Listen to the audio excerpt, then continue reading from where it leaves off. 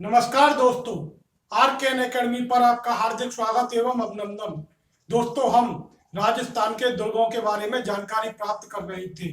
दोस्तों, आज हम राजस्थान के एक दुर्ग कुंभलगढ़ दुर्ग के बारे में जानकारी प्राप्त करेंगे।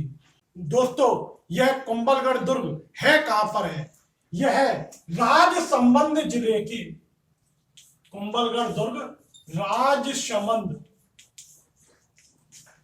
जिले के शादड़ी ग्राम के निकट स्थित है। कुंभलगढ़ दुर्ग है कहां पर है दोस्तों? राजसमंद जिले के शादड़ी ग्राम के निकट स्थित है। दोस्तों, इस दुर्ग का निर्माण किसने करवाया था? दोस्तों, इस दुर्ग का निर्माण महाराणा कुंभा ने करवाया था। इस दुर्ग का निर्माण महाराणा कुंभा ने करवाया था। किसकी देखरेख में करवाया था दोस्तों? यह अपने शिल्पी मन्नन की देखरेख में करवाया था। किसकी देखरेख में करवाया था? शिल्पी मन्नन की देखरेख में इस दुर्ग का निर्माण करवाया था। दोस्तों, मौर्य शासक संप्रति द्वारा निर्मित मच्छेंद्रगढ़ दुर्ग के खंडरों पर इस दुर्ग का निर्माण करवाया था। इस दुर्ग का निर्माण कहां पर करवाया था दोस्तों? इस दुर्ग का निर्माण जो मौर्य राजा था संप्रति, मौर्य राजा संप्रति द्वारा निर्मित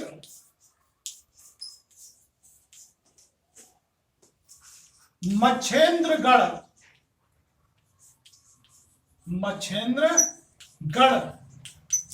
दुर्ग के खंडरों पर इस दुर्ग का निर्माण करवाया था। किसका दोस्तों? कुंभलगढ़ दुर्ग का निर्माण मौर्य राजा संप्रति द्वारा निर्मित मच्छेंद्रगढ़ दुर्ग के खंडरों पर महाराणा कुंभा ने इस दुर्ग का निर्माण करवाया, जो किसकी देखरेख में हुआ? शिल्पी मन्नन की देखरेख में हुआ। और जो मच्छेंद्रगढ़ दुर्ग है, इसका निर्माण संप्रति ने कब करवाया था? 3री शताब्दी में करवाया था। कब करवाया था दोस्तों? 3री शताब्दी में करवाया था। किस दुर्ग का निर्माण दोस्तों? मच्छेंद्र दुर्ग का जो निर्माण करवाया था संप्रति ने, वो 3री शताब्दी में करवाया था। और उसके खंडरों पर महाराणा कुंभा ने इस दुर्ग का निर्माण करवाया, कुंभलगढ़ दुर्ग का। और इसके शिल्पी कौन थे दोस्तों? मन्नन थे।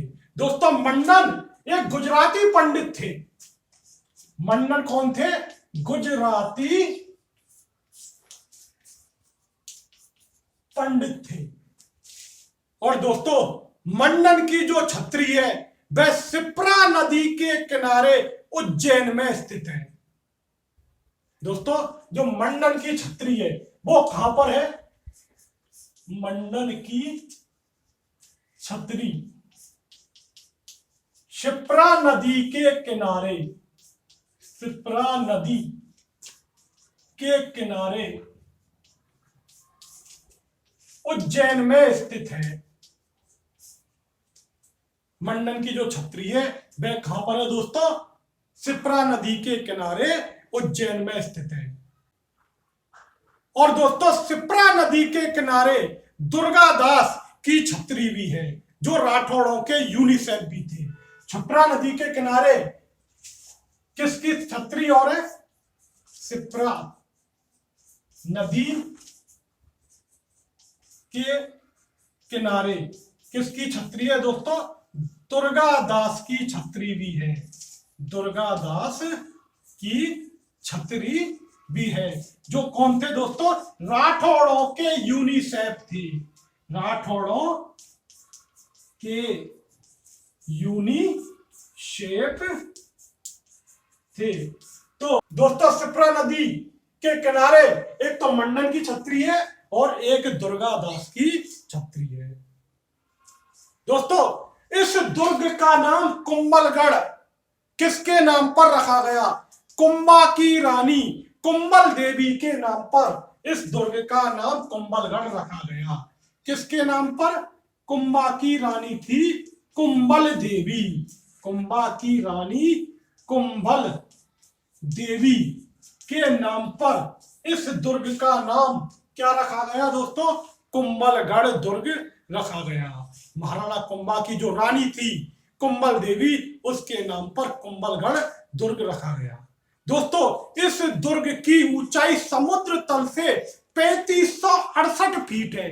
3568 फीट है। कहां से? समुद्र तल से। दोस्तों इस दुर्ग की ऊंचाई कितनी है? समुद्र तल से 3568 फीट है, यानी 3568 फीट है। कहां से? समुद्र तल से। दोस्तों इस दुर्ग का निर्माण 1448 ईस्वी से प्रारंभ हुआ और 1458 ईस्वी तक चला। इस दुर्ग का निर्माण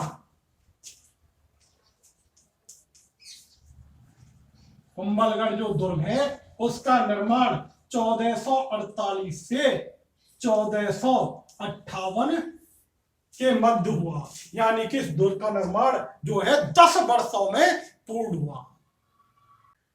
दोस्तों अब इस दुर्ग के उपनाम कौन कौन से हैं? कुंभलगढ़ दुर्ग के उपनाम। कुंभलगढ़ दुर्ग को और क्या क्या कहा जाता है? दोस्तों कुंभल मेर, कुंभल मेरू, कमल मीर,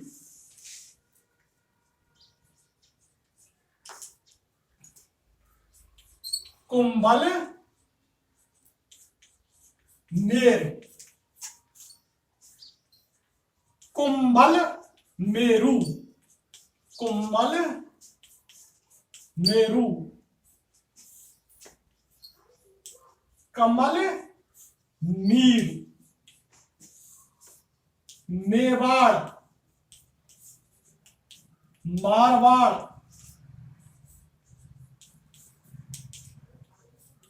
सीमा का प्रहरी। मेवाड़, मारवाड़, सीमा का प्रहरी। तो दोस्तों इसके उपनाम कौन कौन से? कुंभल मेर, कुंभल मेरू, कमल मीर, मेवाड़, मारवाड़, सीमा का प्रहरी। मारवाड़ की छाती पर उठी हुई तलवार। मारवाड़ की छाती पर उठी हुई तलवार। मेवाड़ के महाराणाओं की शरण स्थली या आश्रय स्थल। मेवाड़ के महाराणाओं की शरण स्थली या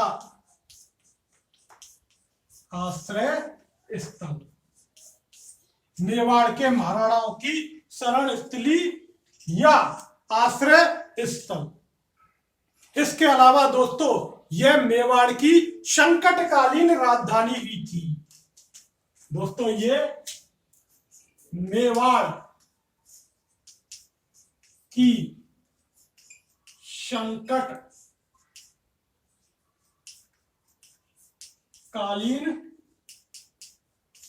राजधानी भी थी।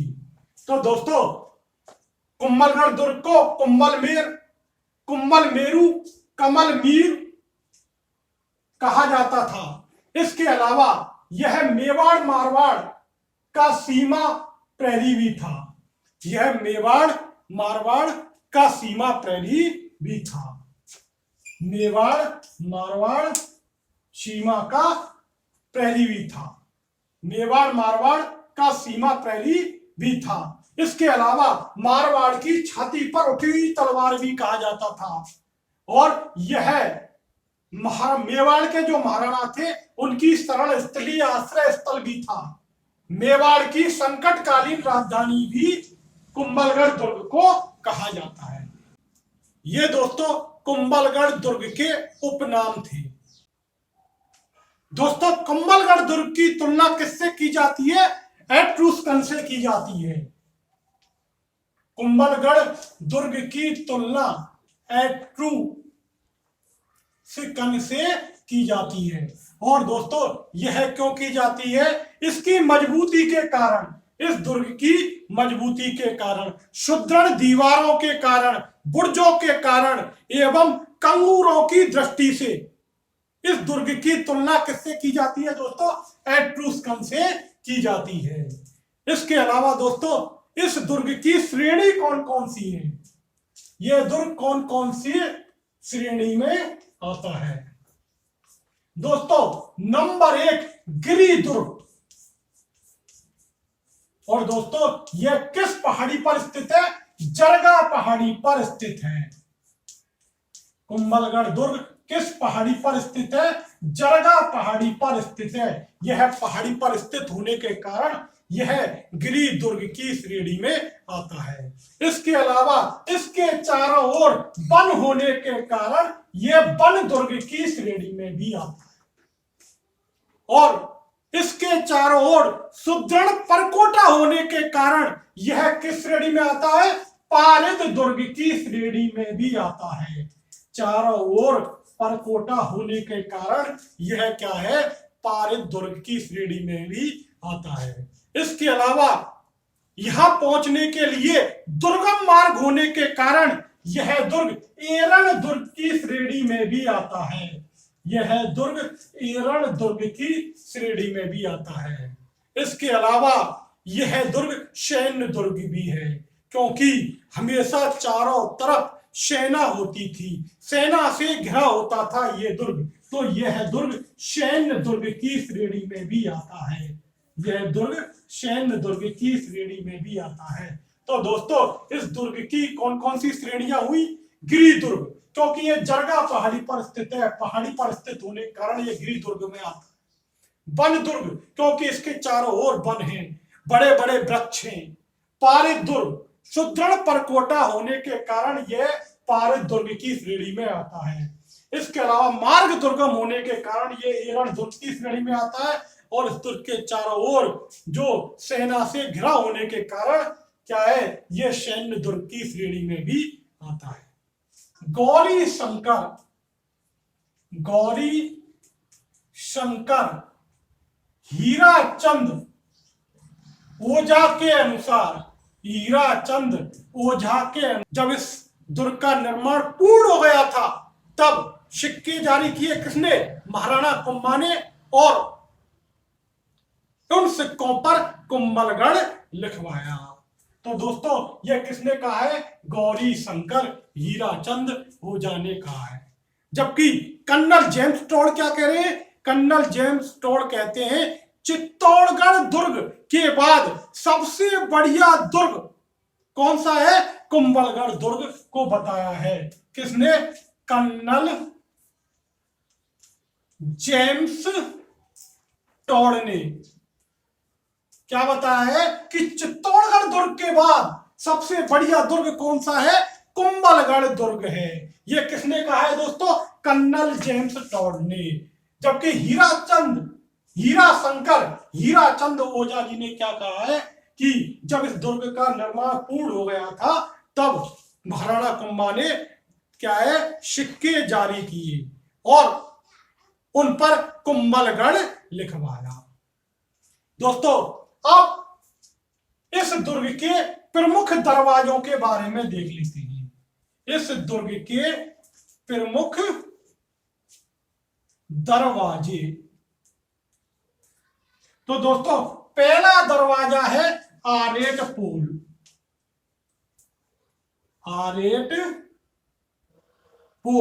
यह मुख्य दरवाजा है दुर्ग का। आरेट पोल यह दुर्ग का मुख्य दरवाजा है। इसके अलावा दोस्तों हल्ला पोल, उसके बाद कौन सा दरवाजा है? हल्ला पोल। उसके बाद आता है हनुमान पोल। हनुमान पोल। दोस्तों जो हनुमान पोल है, यहां क्या है? एक मूर्ति है, हनुमान जी की मूर्ति है। और उस मूर्ति को कुंभा कहां से लाए थे? मांडव्यपुर से लाए थे। क्या है? हनुमान पोल के भारी भाग में एक हनुमान जी की मूर्ति है, जिसको राणा कुंभा मांडव्यपुर से लाए गए थे। और यहां पर क्या है? हनुमान जी की प्रतिमा है। कहां से लाए थे दोस्तों? महाराणा कुंभा मांडव्यपुर से, मांडव्यपुर से लाए थे। और यहां पर क्या है कि हनुमान जी की प्रतिमा है। इसके बाद चौथा दरवाजा कौन सा आता है? विजय पोल। चौथा दरवाजा आता है आपका विजय पोल। उसके बाद आता है पांचवा दरवाजा आता है आपका भैरव पोल। भैरव पोल। छठवां दरवाजा आता है आपका नींबू पोल। नींबू पोल। तो दोस्तों आरेट पोल, हल्ला पोल, हनुमान पोल, इसके अलावा विजय पोल, भैरव पोल, नींबू पोल। इसके अलावा यहां पर चौगान पोल, गणेश पोल और पागड़ा पोल। सातवां दरवाजा कौन सा है दोस्तों? चौगान पोल।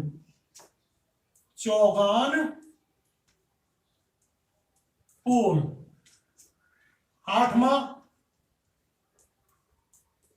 पागड़ा पोल। और नौवां है गणेश पोल। तो दोस्तों कुंभलगढ़ दुर्ग में कौन कौन से दरवाजे हैं? आरेट पोल, यह मुख्य दरवाजा है। इसके अलावा हल्ला पोल, हनुमान पोल। यह हनुमान पोल के भारी भाग में किसकी मूर्ति है? हनुमान जी की मूर्ति है, और जिसको महाराणा कुंभा मांडव्यपुर से लाई थी। इसके अलावा यहां पर विजय पोल, भैरव पोल, नींबू पोल, चौहान पोल, पागड़ा पोल व गणेश पोल 9 दरवाजे हैं। कितने दरवाजे हैं दोस्तों? 9 दरवाजे हैं। किसमें? कुंभलगढ़ दुर्ग में। दोस्तों कुंभलगढ़ दुर्ग में स्थित दरवाजों के बाद देखते हैं, इस दुर्ग में एक लघु दुर्ग व अंतः दुर्ग है, जिसे कटारगढ़ कहते हैं। यह सबसे ऊपरी भाग में है। इसे क्या कहते हैं? कटारगढ़ कहते हैं। और यह कैसा दुर्ग है दोस्तों? यह अंतः दुर्ग या लघु दुर्ग है। अंतः दुर्ग किसे कहते हैं? दुर्ग के अंदर दुर्ग। दोस्तों इसे क्या कहते हैं? मेवाड़ की आंख। मेवाड़ की आंख कहते हैं। किसे कहते हैं दोस्तों? कटारगढ़ दुर्ग को। और यह महाराणा कुंभा का निजी निवास था। यह महाराणा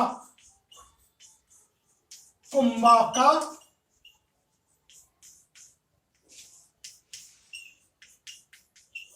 निजी निवास था। कौन सा दोस्तों? कटारगढ़। कटारगढ़ को क्या कहते हैं? मेवाड़ की आंख। और यह महाराणा कुंभा का निजी निवास था। और यह कुंभलगढ़ का उच्चतम बिंदु भी कहते हैं। इसे क्या कहते हैं? कुंभलगढ़ का उच्चतम बिंदु भी कहते हैं। दोस्तों इसे क्या कहते हैं? मेवाड़ की आंख। और यह महाराणा कुंभा का निजी निवास स्थान था। और यह कुंभलगढ़ का उच्चतम बिंदु भी कहा जाता है। दोस्तों कटारगढ़ दुर्ग के अंदर एक महल है, बादल महल। कटारगढ़ दुर्ग के अंदर एक महल है, बादल महल। और बादल महल के अंदर भी 2 महल है। एक जनाना महल, एक मर्दाना महल। दोस्तों एक जनाना महल और एक मर्दाना महल। दूसरा कौन सा है? मर्दाना महल। और जनाना महल भी दो भागों में विभाजित किया गया है, दो भागों में बटा हुआ है। एक तो श्रृंगार कक्ष और एक जूनी कचहरी। श्रृंगार कक्ष और दूसरा है जूनी कचहरी। दोस्तों इसी जूनी कचहरी में किसका जन्म हुआ था? महाराणा प्रताप का। इसी जूनी कचहरी में महाराणा प्रताप का जन्म हुआ था। और कब हुआ था? 9 मई 1540 ईस्वी को, ज्येष्ठ शुक्ल तृतीया को। 9 मई 1540 ईस्वी को किसका जन्म हुआ था? महाराणा प्रताप का जन्म हुआ था। कहां पर हुआ था? जूनी कचहरी में। और कब हुआ था? 9 मई 1540 ईस्वी को। विक्रम संवत 1597 को महाराणा प्रताप का जन्म हुआ था। अब दोस्तों इस दुर्ग में और क्या क्या है? दोस्तों इस दुर्ग में एक है नीलकंठ महादेव का मंदिर। इस दुर्ग में क्या है? नीलकंठ महादेव का मंदिर। नीलकंठ महादेव का मंदिर जिसे कर्नल जेम्स टॉड ने यूनानी शैली से निर्मित बना बताया है। किसने? कर्नल जेम्स टॉड ने किससे निर्मित बताया है? यूनानी शैली से। यूनानी शैली से। जबकि गोपीनाथ शर्मा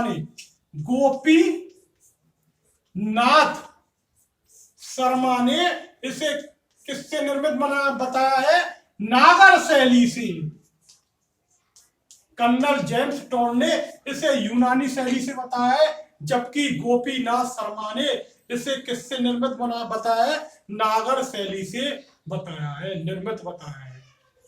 दोस्तों जो यह दुर्ग है इसके चारों ओर एक सुदृढ़ परकोटा है, चारों ओर एक दीवार है। इस दुर्ग के चारों ओर एक दीवार है जो कैसी है दोस्तों? 7 से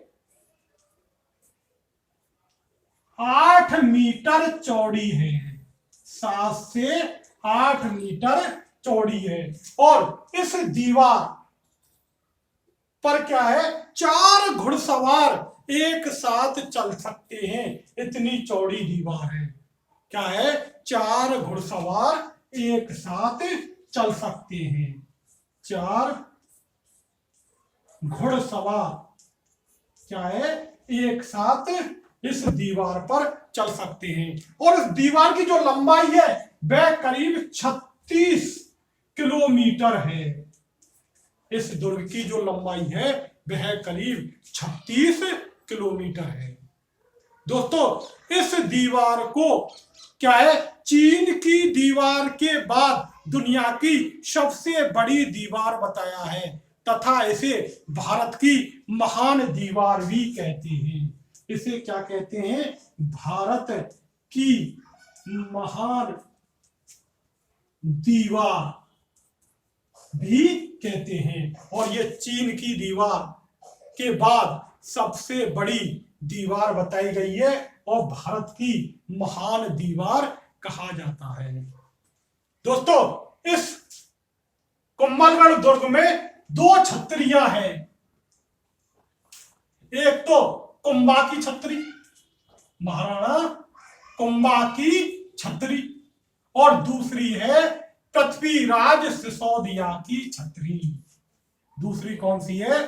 पृथ्वीराज सिसोदिया की छत्री। पृथ्वीराज सिसोदिया की छत्री।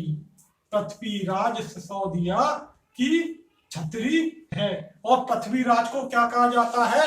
उड़ना राजकुमार। यह उड़ना राजकुमार के नाम से प्रसिद्ध थे। क्यों? क्योंकि ये दौड़ने में तेज थे, यानी कि तेज धावक होने के कारण इसको क्या कहा जाता है? उड़ना राजकुमार। और यह रायमल के पुत्र थे।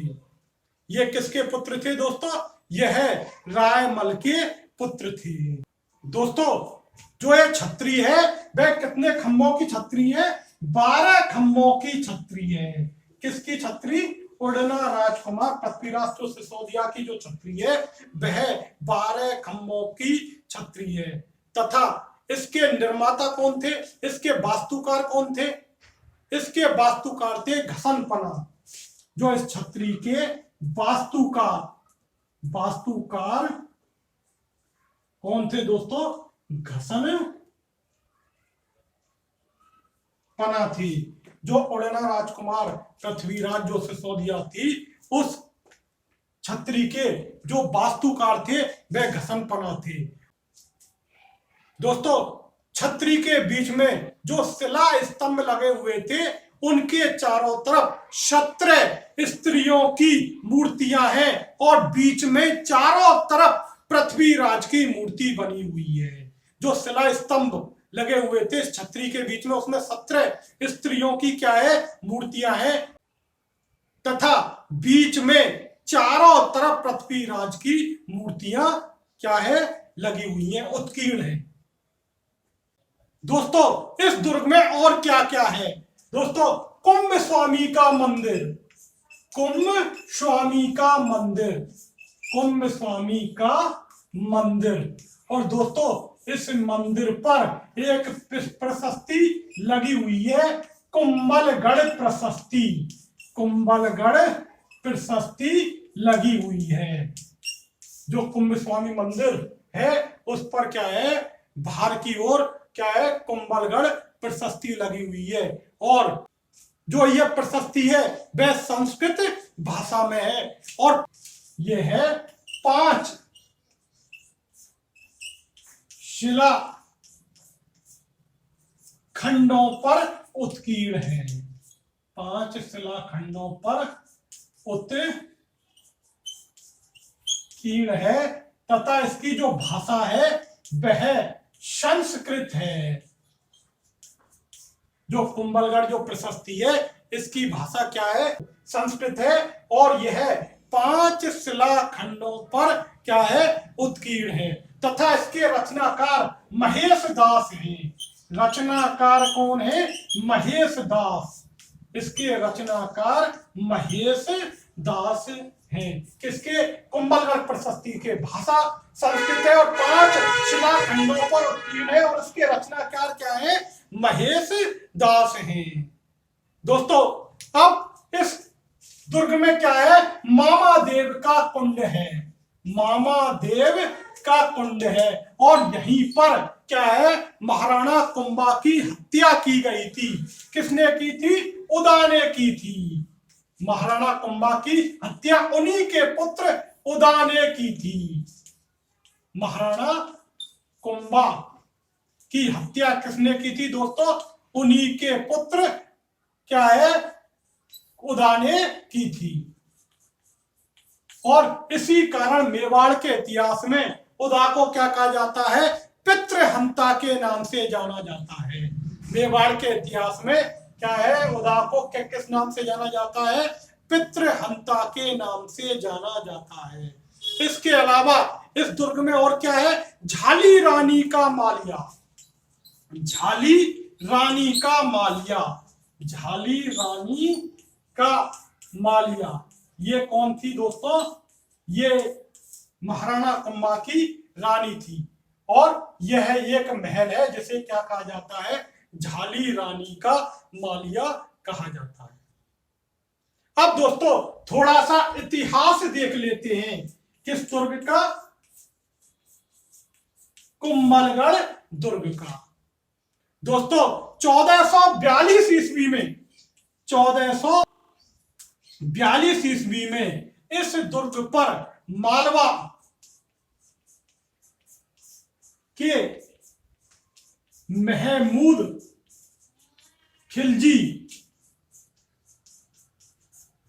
फर्स्ट ने आक्रमण किया, लेकिन इस दुर्ग का वो बाल भी बांका नहीं कर पाया। लेकिन पास में ही एक मंदिर है, बाण माता का मंदिर, बाण माता का मंदिर, बाण माता का मंदिर, उस पर आक्रमण किया और बाण माता के मंदिर में जो मूर्ति है उसको तोड़ डाला। इस संघर्ष में जो इस मंदिर की रक्षा कर रहा था दीपचंद, वह मारा गया। जो दीपचंद है वह मारा गया। और जो बाण माता है वह गुहिल वंश की कुल देवी मानी जाती है, वह मेवाड़ के शासकों की कुल देवी मानी जाती है। कौन? बाण माता। और दोस्तों इसी दुर्ग में महाराणा उदय सिंह की रक्षा हुई थी। इसी दुर्ग में महाराणा उदय सिंह की रक्षा हुई थी। पन्नाधाय ने अपने पुत्र चंदन का बलिदान कर महाराणा उदय सिंह को कहां भेजा था? कुंभलगढ़ दुर्ग में भेजा था। चित्तौड़गढ़ दुर्ग से कहां भेजा था? कुंभलगढ़ दुर्ग में भेजा था। और इसी कुंभलगढ़ दुर्ग में जो उदय सिंह, जिसकी रक्षा किसने की थी? पन्नाधाय ने की थी, उसका राज्याभिषेक कहां पर हुआ? कुंभलगढ़ दुर्ग में हुआ था। किसका राज्याभिषेक? उदय सिंह का। जिसकी रक्षा किसने की थी? पन्नाधाय ने की थी, अपने पुत्र चंदन का बलिदान कर कर। किसकी की थी? उदय सिंह की रक्षा की थी। पन्नाधाय ने अपने पुत्र चंदन का बलिदान किया था। दोस्तों उदय सिंह की रक्षा किससे की थी? पन्नाधाय ने बनवीर से की थी। उसके बाद 1578 ईस्वी को इस दुर्ग पर मुगलों का अधिकार हो गया। किसका? शाहबाज खां का। शाहबाज खां का इस दुर्ग पर 1578 ईस्वी में किसका अधिकार हो गया? शाहबाज खां का अधिकार हो गया था, जिसे अकबर ने इस दुर्ग पर क्या है? अधिकार करने के लिए भेजा था। दोस्तों एक मैंने बताया था कटारगढ़। कटारगढ़ के बारे में अबुल फजल क्या कह रहे हैं? कटारगढ़ के बारे में अबुल फजल क्या कहते हैं? कि यह इतनी ऊंचाई पर है, इतनी बुलंदी पर है कि व्यक्ति जब ऊपर की ओर देखता है नीचे से तो उसकी पगड़ी पीछे की ओर गिर जाती है। कटारगढ़ दुर्ग के बारे में अबुल फजल ने क्या कहा है? यह दुर्ग इतनी बुलंदी पर है कि व्यक्ति अगर ऊपर की ओर देखे नीचे से तो उसकी पगड़ी पीछे की ओर गिर जाएगी। यह किस दुर्ग के बारे में कहा गया है अबुल फजल ने? जो कुंभलगढ़ दुर्ग में एक अंतर दुर्ग है, कटारगढ़ दुर्ग के बारे में।